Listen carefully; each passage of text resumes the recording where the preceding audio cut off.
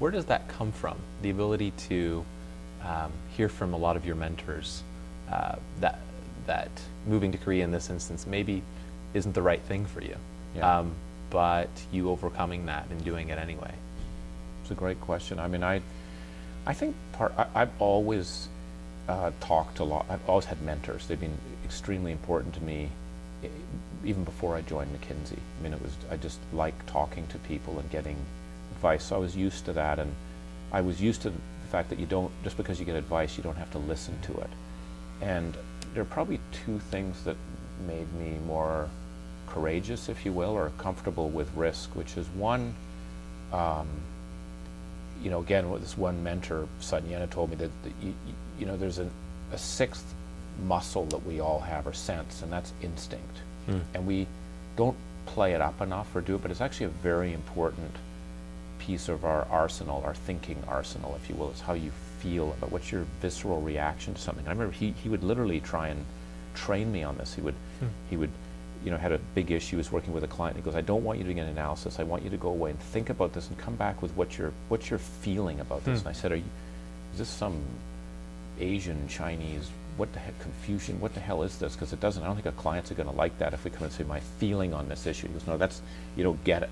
The point is you've got to, what's your feeling? Because it's going to be very important for you as you get more senior in roles that you play. You're not going to have time to analyze everything. You're going to have to have an instinct towards it." So instinct was something that I actually consciously thought about, and where was my instinct out of whack with the reality of the facts, because there clearly were cases of that.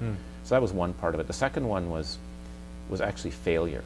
I did, you know, it took me 3 times before I was elected a partner at McKinsey, and it was a very painful process because, again, without sounding arrogant, whatever, I hadn't experienced a lot of failure. I'd worked hard, and if you work hard, you do well, and you go through. And here it was, I was working hard, and I was rejected. And it's a fairly brutal process when you're going, because you're going through it. You've got a committee that you don't know what it's about. They're evaluating you. They come back, and I remember the second time it was a serious one because people didn't almost want to talk too much about it. It was, you know, you've got some serious issues you have to deal with. One of them was very painful. It was, you know, we're not sure about your problem-solving skills. We're not sure, and that's, as I said, it's like telling an astronomer they can't do math. You don't know how to add numbers. It was a bit of a slap in the head. And I got angry. I thought it was unfair. I mean, it got to the point, I don't want to go on about this, but my wife didn't believe that I was listening to the truth. So she set up a breakfast with our office manager in Toronto. He was a wonderful guy, and said, "Look, I can tell Dominic the truth. He may not be listening to you, but if you want, tell me and I'll tell him to move on."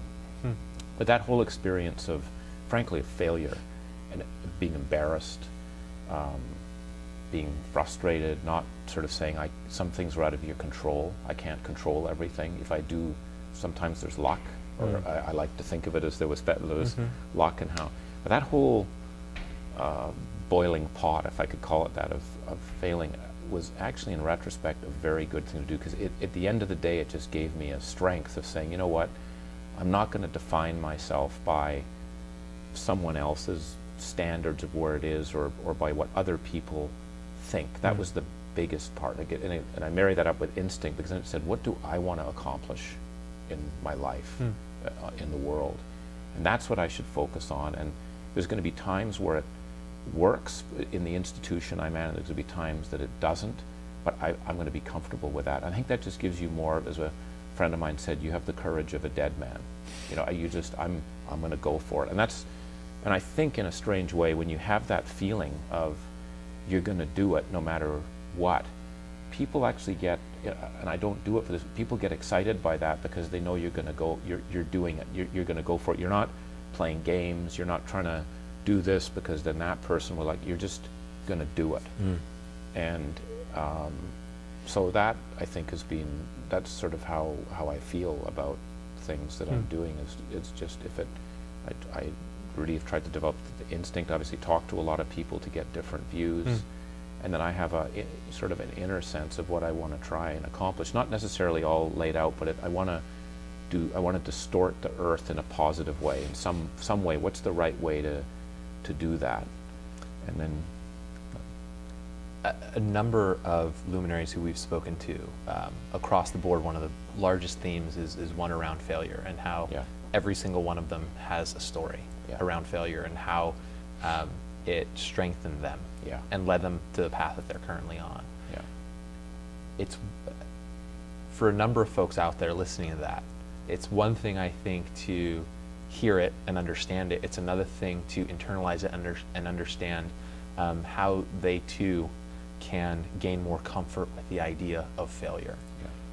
What would you tell those folks? I think I'd say a couple of things. I think one is that,